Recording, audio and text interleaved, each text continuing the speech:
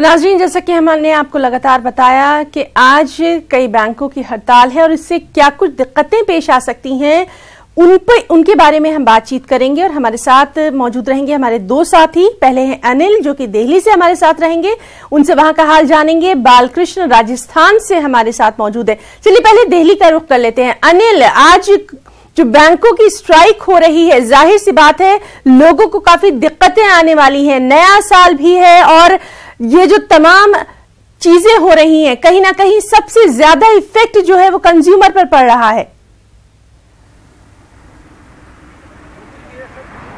निश्चित तौर पर आज जब बैंक के जब हड़ताल है तो पूरी तरह से बैंक का जो व्यवस्था है बिल्कुल ठप हो जाएगा।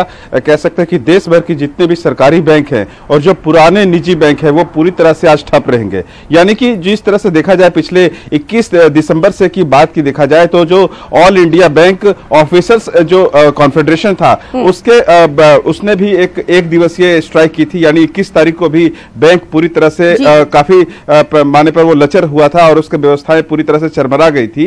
दूसरी तरफ देखें तो जब 22 तारीख और 23 तारीख शनिवार और चौथा शनिवार और रविवार था, 24 तारीख को सिर्फ बैंक खुला था और 25 तारीख जो कल बीता है क्रिसमस डे को लेकर, उस दिन भी छुट्टी थी। और आज जब 26 तारीख को लोग ये उम्मीद लेकर गए होंगे बैंक या जाने वाले होंगे या जाना चाहते होंगे कि वो बैंकिंग सेवाएं लें, बैंकिंग व्यवस्थाओं का उपभोग करें, तो वो कहीं ना कहीं उनके लिए मायूसी होगी और उनको बड़े पैमाने पर आज उनको उदासी देखना पड़ सकता है, उनको मायूसी हो सकती है। तो आज जो बैंक का जो है उसमें अगर देखा जाए तो जो बैंक कर्मी है और यूनियन है उनसे जब हमारी बातचीत हुई है तो वो उनका कहना है कि वो उनकी सब मुख्य रूप से 3 मांगे हैं। एक, जो बैंक को बड़ौदा के साथ देना बैंक और विजया बैंक का जो मर्जर किया जाना है, जिस तरह से सरकार ने सैद्धांतिक मंजूरी दे दी थी कैबिनेट में और उसके बाद आगे का प्रोसेस शुरू हो गया था, तो उसके बाद उसका विरोध कर रहे हैं। और यूनियन का कहना है कि इससे बड़े पैमाने पर जो कर्मचारी है वो कहीं ना कहीं परेशान होंगे और उनकी जो संख्या है वो कहीं ना कहीं कम होगी।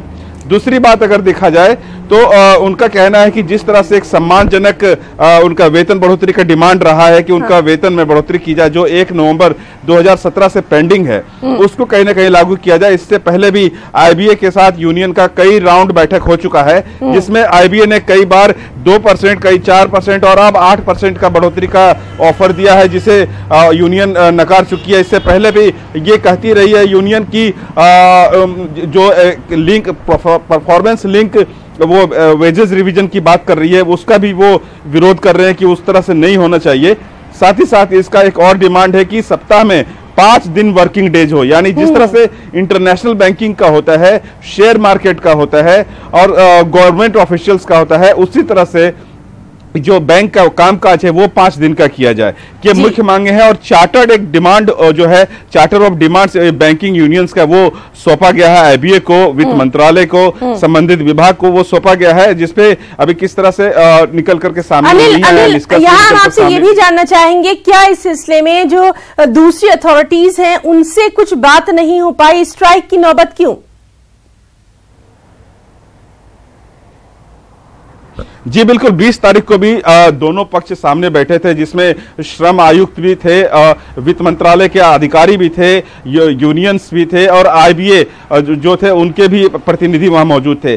तमाम ऐसे बातचीत हुई, कई राउंड बातचीत हुई, लेकिन जब देखा गया, यूनियन का कहना है कि जब उनके पास कोई सकारात्मक बातचीत नहीं हो पाई, सकारात्मक निष्कर्ष नहीं निकल पाया, तो मजबूरन वो हड़ताल पर आज जाने को मजबूर है। और आज 10 लाख ऐसे से अधिक ऐसे अधिकारी और कर्मचारी हैं जो सड़कों पर आज 10 10:30 बजे के बाद सड़कों पर उतरेंगे। और इसके बारे में भी हम आपसे जानकारी लेंगे। हमारे साथी बालकृष्ण भी मौजूद हैं राजस्थान से। बालकृष्ण, राजस्थान का हाल आपसे जानना चाहेंगे, क्योंकि बड़ी तादाद में इससे जो लोग हैं वो मुतासिर होने वाले हैं।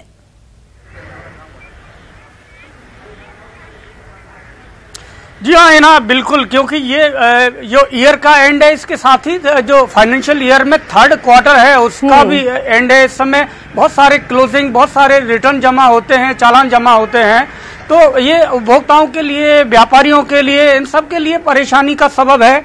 और क्योंकि कई बार ये बातचीत हुई है सरकार की और बैंक कर्मचारियों के बीच में, लेकिन कोई इसमें बीच का कोई रास्ता अभी तक निकल नहीं पाया है। और राजस्थान की बात करें तो यहाँ पर करीब 3500 जो बैंक शाखाएं आज उनके ताले नहीं खुले हैं। हम यहाँ SBI ब्रांच के सामने हैं। यहाँ पे एक सबसे महत्वपूर्ण ये ब्रांच है, सबसे ज्यादा यहाँ बिजनेस होता है क्योंकि आसपास ये तमाम सरकारी महकमे हैं, तो उनके कर्मचारी यहाँ पर आते हैं, सैलरीज होती है यहाँ अकाउंट में। लेकिन आज यहाँ देखेंगे कि ताला भी नहीं खुला है। तो 10 बजे आमतौर पर बैंकों का कामकाज शुरू हो जाता है। तो ये हालात हैं यहाँ पर। करीब करीब अगर आज बैंकों में एक दिन की भी हड़ताल रहती है तो करीब 10 अरब रुपए का राजस्थान में ये कारोबार प्रभावित होगा। तो जिस तरह से अपने साथी भी बता रहे थे कि पिछले शुक्रवार को भी बैंक ऑफिसर्स ने हड़ताल की थी। उसके बाद से सैटरडे और संडे को भी जो वीकली ऑफ होता है उस तरह से छुट्टी दी, और इसके बाद केवल मंडे को कामकाज हुआ, फिर क्रिसमस की छुट्टी और फिर आज हड़ताल। तो देखा जाए तो इस पूरे पिछले 6 दिनों में एक दिन बैंकिंग सेवाएं उपभोक्ताओं को मिली है और इसके बाद में ये सेवाएं पूरी तरह से चरमराई हुई है। और ये आखिरी बालकृष्ण, हम आपसे ये भी जानना चाहेंगे, जैसे अभी हमारे साथी अनिल ने बताया कि आज वहां पर दिल्ली में तो तमाम बैंक के जो अधिकारी हैं वो सड़कों पर आकर प्रदर्शन करने वाले हैं, तो क्या राजस्थान में भी ऐसा ही कुछ प्रोग्राम होने वाला है, कुछ प्रोटेस्ट?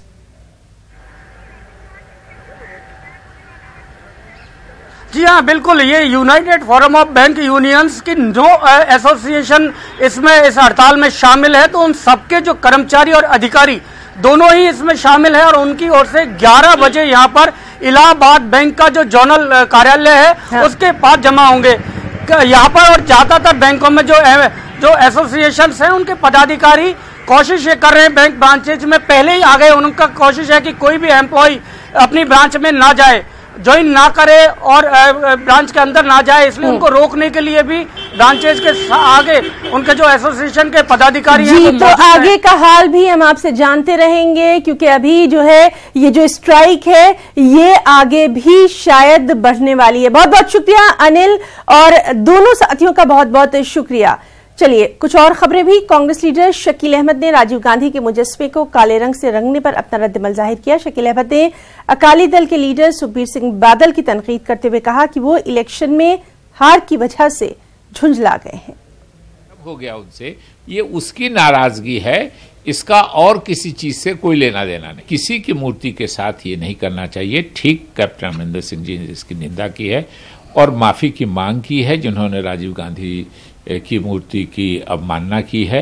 और स्वाभाविक रूप से अगर ये परंपरा बन गई तो देश में किसी की मूर्ति नहीं बचेगी, सभी के मूर्तियों को लोग कलंकित कर देंगे।